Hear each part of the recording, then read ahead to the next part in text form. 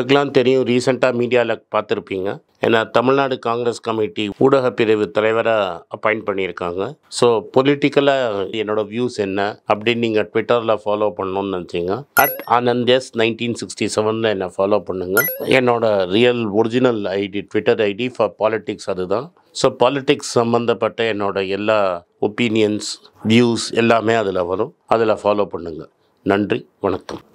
பத்திரிகை நண்பர்களுக்கு வணக்கம். இப்போ ஆங்கிலத்தில் இருந்த தமிழாக்கம் பண்ணி தமிழ்நாடு காங்கிரஸ் கமிட்டி சார்பாக இன்றைக்கி நாங்கள் வெளியிட்டிருக்கோம். இது வரைக்கும் சுதந்திரம் அடைந்து 1947 50 குடியரசு ஆகி 52 முதல் தேர்தலை சந்தித்து காங்கிரஸ் கொடுத்த வாக்குறுதியை அனைத்தையும் நிறைவேற்றி இருக்கிறோம். கொடுக்காத வாக்குறுதியும் இந்த நாட்டு மக்களுக்காக கொடையாக அர்ப்பணித்திருக்கின்ற ஒரே கட்சி காங்கிரஸ் பேரியக்கம். குறிப்பாக மகாத்மா காந்தி ஊரக வேலை வாய்ப்பு உறுதி திட்டமாகட்டும், RT ஆகட்டும், ஒரு தகவலை சாமானியர்களும் தெரிந்து கொள்ள வேண்டும் என்ற அடிப்படையில் அன்னை சோனியா காந்தி வழிகாட்டுதலில் டாக்டர் மன்மோகன் சிங் தலைமையிலான ஆட்சியில் இப்படிப்பட்ட புரட்சிகரமான திட்டங்களை கொண்டு வந்தார்கள். சொன்னதையும் செய்தார்கள், சொல்லாததையும் மக்களுக்கு தேவைக்கேற்ப சட்டங்களை மாற்றி கொடையாக அளித்திருக்கிறார்கள். அப்படி பாஜகவால், மோடியால் ஏதாவது சொல்ல முடியுமா? கொடுத்த வாக்குறுதியை ஒன்று கூட நிறைவேற்றவில்லை. இதுதான் எங்களுடைய குற்றச்சாட்டு. சவால் விட்டு சொல்லுகிறோம், வாதத்திற்கு வாருங்கள் என்று மோடியும் வாயை திறக்க மறுக்கிறார், அண்ணாமலையும் வாயை திறக்க மறுக்கிறார். இன்றைய காலகட்டத்தில் 2 தினங்களுக்கு முன்பு 4 கோடி ரூபாய் பணம் எடுத்திருக்காங்க. இதவே ஒரு எதிர்கட்சியோ மாநில கட்சி வேட்பாளர்கிட்ட எடுத்திருந்தா என்ஆர் அமலாக்கத்துறையும் CBIயும் இன்கம் டாக்ஸும் வரிஞ்சு கட்டி பாஞ்சிருப்பாங்க. இது வரைக்கும் மோடியும் நிர்மலா சீதாராமன் அவர்களும் மௌனமாக இருப்பதற்கு என்ன காரணம்? பட்ட வெளிச்சமாக தெரியுது. பழிவாங்கும் நடவடிக்கை அவர்களுக்குன்னா எதுவுமே கிடையாது. அமலாக்கத்துறை வழக்கு, CBI வழக்கு, இன்கம் டாக்ஸ் வழக்கெல்லாம் அந்தந்த மாநிலத்தில் பாஜக இல்லாத ஆட்சி செய்கிற ஆட்சியாளருக்கு மேலே போடுவாங்க, காங்கிரஸ் மேலே போடுவாங்க, எதிர்கட்சியை பழி வாங்குவாங்க. ஆனால் இது வரைக்கும் பாஜகவுடைய அமைச்சர்களோ, பாராளுமன்ற உறுப்பினர்களோ, சட்டமன்ற உறுப்பினர்களோ இப்போ தேர்தலில் இருக்கிற பாஜக வேட்பாளர்கள் மேலே ஏன் பாய மாட்டேங்குது? இதுதான் கேள்வி. அப்போ பாசிச ஆட்சியும் நடக்குதுன்றதுக்கு இதெல்லாம் மிகப்பெரிய முன்னுதாரணம். பத்திரிகையாளர்லாம் நீங்கள் கேட்கணும், ஒரு சின்ன பிரச்சனை என்னாவே வரிஞ்சு கட்டிட்டு பாஞ்சிட்டு போகிற அமலாக்கத்துறை, CBIயும் இன்கம் டாக்ஸும் ஏறக்குறைய 3 நாட்கள் ஆக போகுது. ஏன் மௌனியாக இருக்கிறார்கள்? என்ன காரணம்? இதுதான் பாஜக மாடல் ஆட்சி. இன்னும் வெகு விரைவில் இந்த ஆட்சிக்கு மக்கள் விடை கொடுக்க போகிறார்கள்.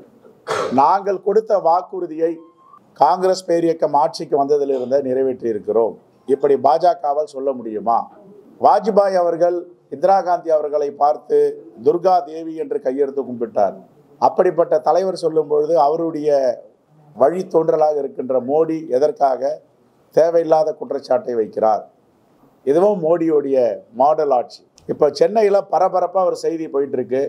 உங்களுக்கெல்லாம் தெரியுமான்னு தெரியல. முதல் முறையாக நாங்கள் பத்திரிகை மூலமாக அந்த செய்தியை வெளிப்படுத்த விரும்புகிறோம். ஒரு நிதி நிறுவனம் ஏறக்குறைய 500 கோடி ரூபாய்க்கு மேல் மோசடி செய்யப்பட்டிருக்கிறது. இந்த மோசடியில் ஈடுபட்டவர்கள் யார்? மயிலாப்பூர் இந்து நிரந்தர நிதி லிமிடெட். இந்த 500 கோடிக்கு மேல் மோசடி செய்தவர்களை ஏன் காவல்துறை இதுவரை விசாரிக்கவில்லை? அமலாக்கத்துறை என்ன செய்து கொண்டிருக்கிறது? இன்கம் டாக்ஸ் என்ன செய்து கொண்டிருக்கிறது? அவர் வேட்பாளராகவும் களத்தில் இருக்கிறார், பாஜக வேட்பாளராக.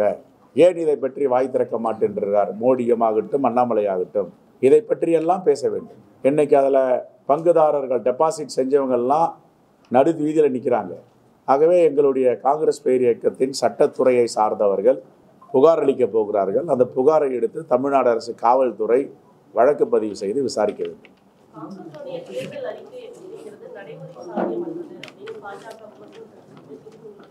நான் ஏற்கனவே சொன்னோம்மா, 1952 இருந்து ஜவஹர்லால் நேரு, லால் பகதூர் சாஸ்திரி, அன்னை இந்திரா காந்தி, எங்களுடைய தலைவர் ராஜீவ் காந்தி, நரசிம்மராவ், டாக்டர் மன்மோகன் சிங், நாங்கள் கொடுத்த வாக்குறுதியை ஏதாவது நிறைவேற்றலன்னு மோடியால் சொல்ல முடியுமா? காங்கிரஸ் ஆட்சியில் கொடுத்த வாக்குறுதியை 100% நிறைவேற்றி இருக்கோம். இன்னைக்கு எங்கே பார்த்தாலும் நவரத்னாவாக இருக்கின்ற பொது நிறுவனங்கள் யார் கொண்டு வந்தது? மோடி ஆட்சியிலையா, பாஜக ஆட்சியிலையா? கட்டுமானங்கள், நீர்நிலை அமைப்புகள், இதெல்லாம் யார் கொண்டு வந்தது? நாங்கள் வாக்குறுதியை கொடுத்து ஏதாவது இந்த வாக்குறுதியை நிறைவேற்றவில்லைன்னு மோடியால் சொல்ல முடியுமா? நாங்கள் சொல்கிறோம், மோடி கொடுத்த வாக்குறுதியை ஒன்று கூட நிறைவேற்றவில்லை. 7.5 லட்சம் கோடி ஊழல் புரிந்திருக்கிறார். ஊழலை பற்றி பேசுவதற்கு அவருக்கு என்ன தகுதி இருக்குதுன்னு கேட்குறோம். சரி, சிஏஜி உடைய அறிக்கை தானே, கண்ட்ரோலர் ஆஃப் ஆடிட்டர் ஜெனரல் கொடுத்துருக்காங்களே, அந்த 7.5 லட்சம் கோடிக்கு பதில் சொல்ல வேண்டியதானே? ஏன் சொல்லலை? ஆயுஷ்மான் திட்டத்தில் ஊழல், டோல்கேட்டில் ஊழல், நேஷனல் ஹைவேஸ் துவாரகா ரோட்டில் ஊழல், இதெல்லாத்தையும் பேச சொல்லுங்க. தேர்தலில் 7.5 லட்சம் கோடி ஊழல் சொல்லியிருக்கு CAG, controller of auditor general, மறுக்கிறேன்னு சொல்லுங்க. இதெல்லாம் அவருடைய கட்டுப்பாட்டில் இருக்கிற நிறுவனங்கள் தானே. ஆக உண்மையே பேச தெரியாதவங்க, ரைட்?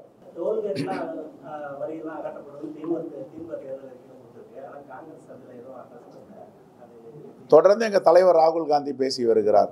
இப்படி உண்மைக்கு புறம்பாக காலாவதியான போன சுங்கச்சாவடிகளை நாங்கள் அகற்றுவோம்னு சொல்லிட்டு இருக்காரு. ஏற்கனவே திமுகவில் வந்து ஓஎம்ஆரில் இருக்கிற ஒரு சுங்கச்சாவடியை அகற்றியிருக்காங்க.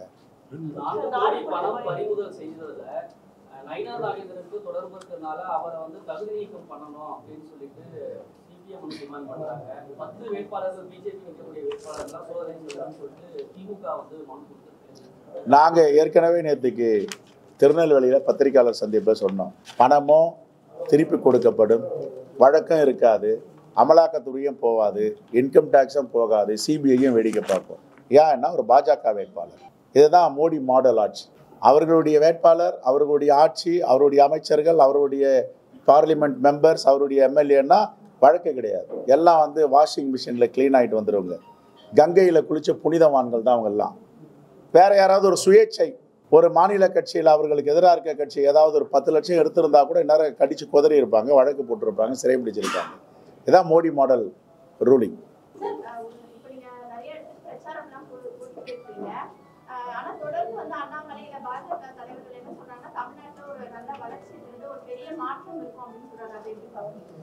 பெரிய மாற்றம் இருக்கு, பெரிய எழுச்சி இருக்கு. நோட்டாக்கு கீழே அவர் அனுப்புறதுக்கு, நோட்டாக்கு மேல வர முயற்சிக்கணும்.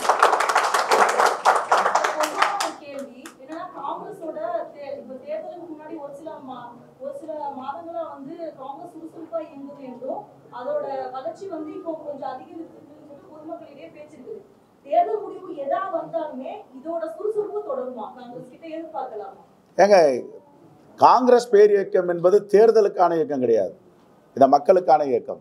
பாஜக அப்படி கிடையாது. தேர்தல் வரும்போது வருவாங்க, உண்மைக்கு புறம்பான வாக்குறுதி கொடுப்பாங்க, மக்களை ஏமாத்துவாங்க.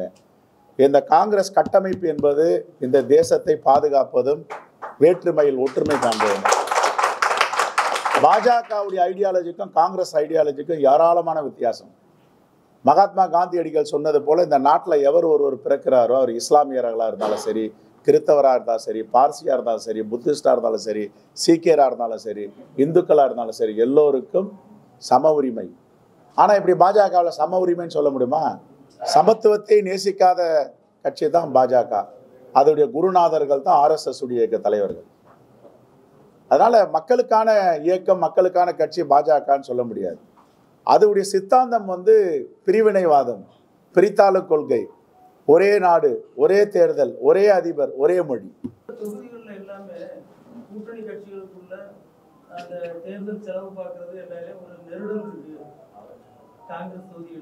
இருக்குதான், பணமே கிடையாது. இருக்கு, பணமே இல்லைங்க, டீ வாங்கி கொடுக்க காசு இல்லைங்க. நாங்கெல்லாம் மக்களை நம்பி. இப்போ காங்கிரஸ் வேட்பாளர்கள், எங்கள் இந்தியா கூட்டணி திமுக வேட்பாளர்கள், கம்யூனிஸ்ட், விசிகா, மதிமுக போட்டிடுறாங்க. 4 கோடி எங்கன்னா எடுத்திருக்காங்களா? 4 கோடி எடுத்தவங்ககிட்ட தான் பணம் இருக்குது, எங்கிட்டலாம் பணமே கிடையாது. டீ கிடையாது, தண்ணி குடிச்சிட்டு வேலை பார்க்குறோம். நிர்மலா சீதாராமன் மாதிரி பொய்லாம் சொல்ல மாட்டேன், என்கிட்ட காசே இல்லைன்னு. Right, thank you.